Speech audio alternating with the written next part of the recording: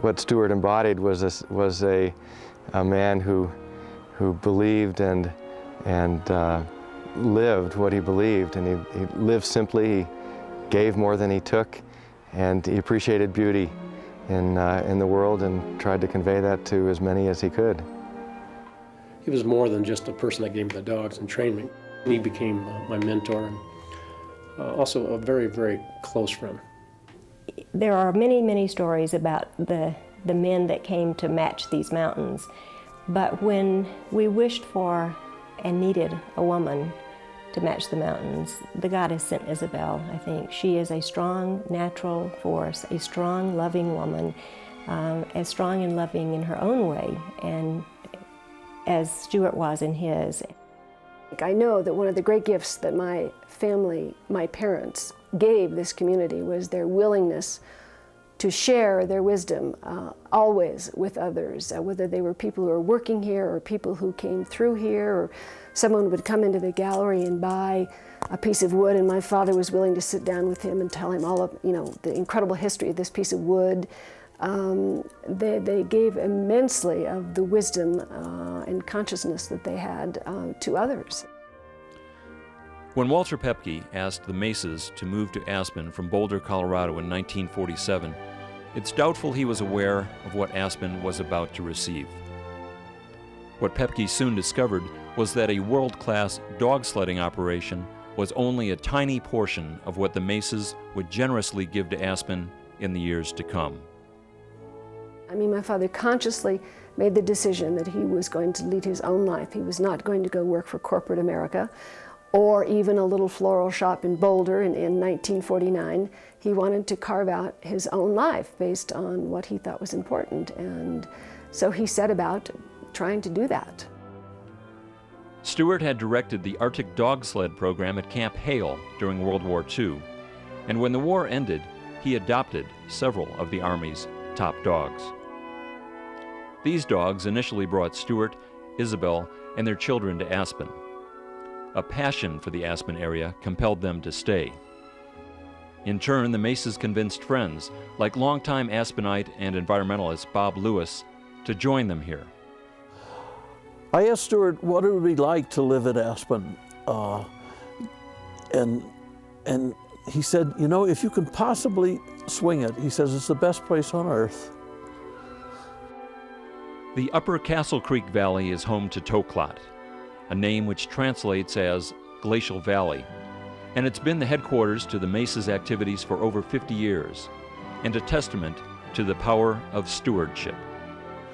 The meadows of the Upper Castle Creek Valley today are a beautiful combination of grasses and wildflowers, and it's interesting to remember that back at the turn of the century and towards the middle part of the century, those meadows were heavily grazed by livestock, and a lot of Stuart's efforts from the 40s on were towards reclaiming those meadows and bringing the wildflowers back in and getting the native grasses reestablished. The best use of this valley is its own use as a high aquifer, as a gene pool. It's its own reason for being, and in so being, it's useful to us.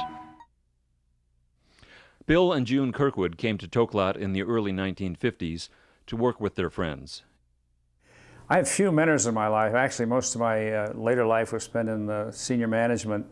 You don't get too many mentors in senior management, but I think one of the reasons I was successful in senior management was because Stuart Mace was my mentor when I was in my 20s.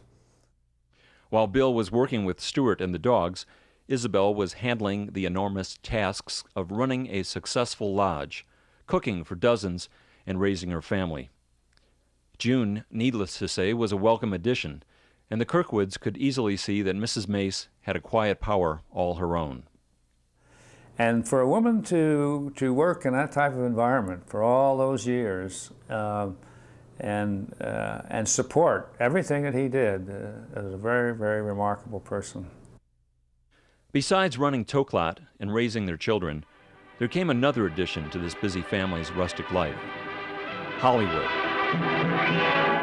The Quaker Oats Company presents Sergeant Preston of the Northwest Mounted Police with Yukon King, swiftest and strongest lead dog, breaking the trail in the relentless pursuit of lawbreakers in the wild days of the Yukon. The dogs became instant celebrities when they were featured on Sergeant Preston in the 1950s, and the Castle Creek Valley became a magical winter wonderland for television viewers across the country. Hi! Hi! On, King! On, you husky! The Mace's dogs even provided inspiration for selling cereal. Sugar Puff! Sugar Puff! Sugar Puff! Sugar Puff! Hollywood came to Toklat, and Stuart and the dogs went to Hollywood while filming the Paramount feature film Three Redheads from Seattle.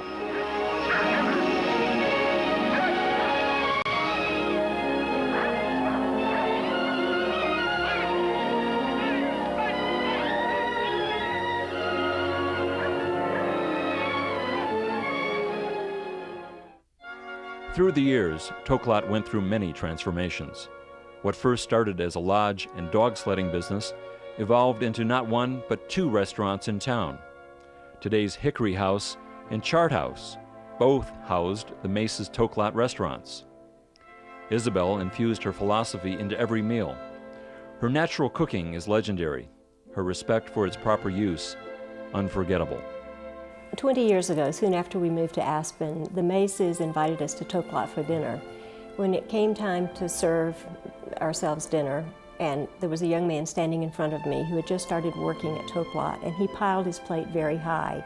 When he was reaching again to balance more food on his plate, Isabel firmly reached over and very quietly put her hand on top of his and said, "Be careful what you take. We don't waste food here."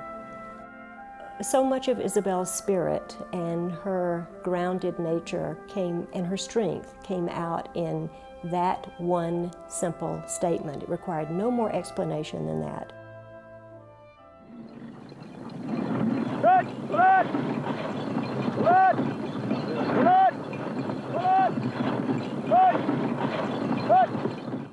Dog sled driving requires a tremendous amount of physical exertion, and after years of hands-on work, Stuart began thinking of phasing the dogs out of Toklat's operation. But because of his love of the dogs, he was having a difficult time deciding how to do so. When one of Stuart's protégés, a young dog sled driver named Dan McKeechin, expressed his passion for the dogs and sledding, Stuart had a solution. There was no money exchanged. It was a gift, but I had to earn it. And I don't even think we even shook hands. There was never a contract drawn up or anything like that. But the deal was I had to move from Toklat. I had to change the name, and I had to take good care of the dogs. And if either side didn't think the deal was going to work, they could say, that's it. And that the agreement was for 10 years. And I've owned the dogs now for 25, and so I think I've proven myself. Dan changed the name from Toklat to Krablunik, a name he took from one of Stuart's lead dogs. This fellow's name is Krablunik. See the big white eyebrows? Well, the word Krablunik in Eskimo means white eyebrows, therefore means white man. Because the first men to make contact with the Eskimos were the Norsemen, who had the big, bushy white eyebrows. And if you ever met Stuart, he had those very same eyebrows. So people thought I named the business after him. And quite honestly, that certainly was part of it. With the dogs in capable hands and the Mace children grown, the Maces developed new ways to express their unique philosophies. Stuart and Isabel worked with the Aspen Historical Society to restore the ghost town of Ashcroft. And with Stuart's love of painting, woodworking, and photography, Toklat became an art gallery, reflecting the Mace's interest in bringing handcrafted arts to the public eye. With Isabel's extensive knowledge in food, Stuart and Isabel started Malachite, a small farm school in southern Colorado which teaches sustainable agriculture. And Stuart, along with Elizabeth Pepke, Bob Lewis and others, became a founder of ACES, the Aspen Center for Environmental Studies. The accomplishments of this truly amazing couple are immeasurable.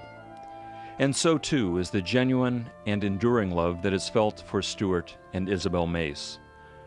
From their family, to the friends they've made, to the animals they've lived with, and to the Castle Creek Valley that will feel the presence of Toklat forever. Do you know how to speak to the land, my brother? Do you listen to what it tells you? Can you take from it no more than what you need? Can you keep its secrets to yourself? Sell the land, my brother? You might as well sell the sun and the moon and the stars.